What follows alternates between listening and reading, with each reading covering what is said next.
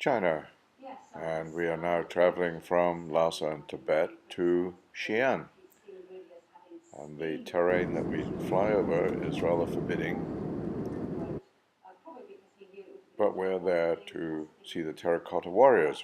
Xian is of course another mega city of over 5 million, and we start our day at the Terracota Warriors Workshop, where they make the warriors for sale, and you can buy little ones and big ones, and you can even buy some with their tongues out, but we thought that was too big to get in the suitcase.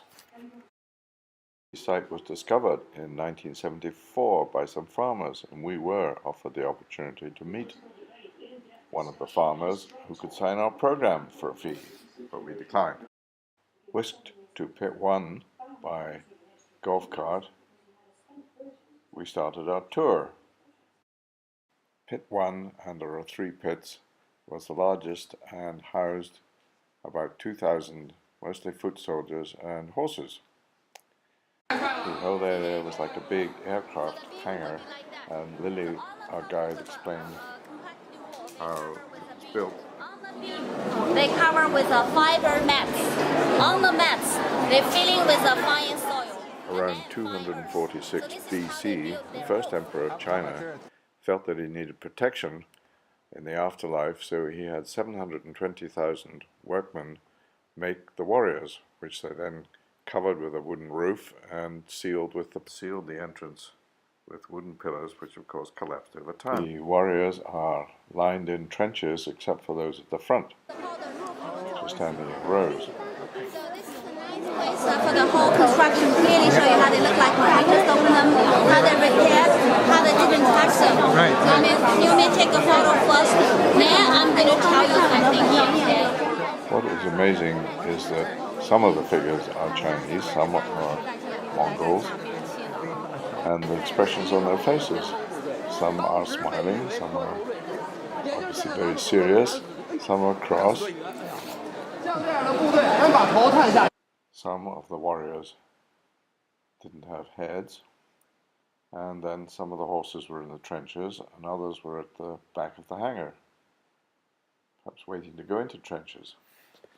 Right now, there is only one master craftsman working on the restoration of the figures, and he is German.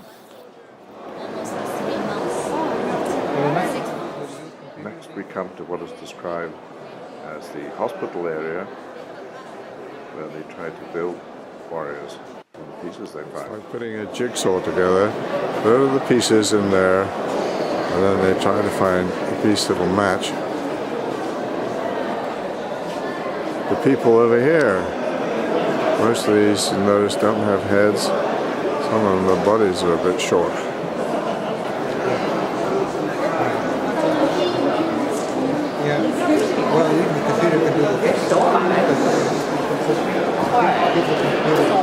Pit 3, they had 2 chariots, one of which was an original and the other was a replica. And then they had examples of the various figures: high-ranking officer, an archer, a warrior, and a horse. There was no golf cart to take us back to the car. We had to walk, and then quite a long drive and to lunch, and then we went to the city wall. The wall was built to keep the Mongols out, and there were a lot of steps to get up there. Neil then went for a bike ride, and the other 3 of us went for a walk along the wall. It was very hot, and that's a view from the ramparts. In the evening, a show, but before that, a dumpling dinner. And there were dumplings in all shapes and sizes. There were monkeys and pigs and ducks and heaven knows what else, about 20 courses. The presentation was terrific, but it was all a bit of a marathon. Afterwards, it was on to the show with the Chinese orchestra and the usual singing and dancing.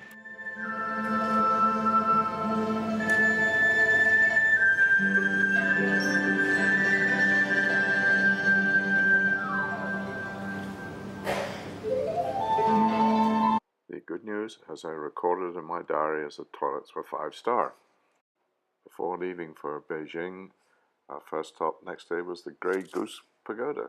Called Grey Goose because apparently a grey goose fell dead from the sky onto the site and was considered to be a reincarnation of Buddha. Afterwards, we visited the Provincial History Museum, which had some very old pieces of pottery, horses, riders, and wine containers.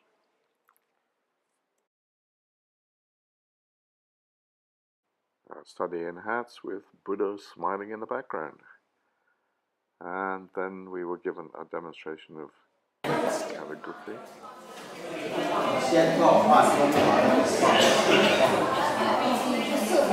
And then much simpler one, right?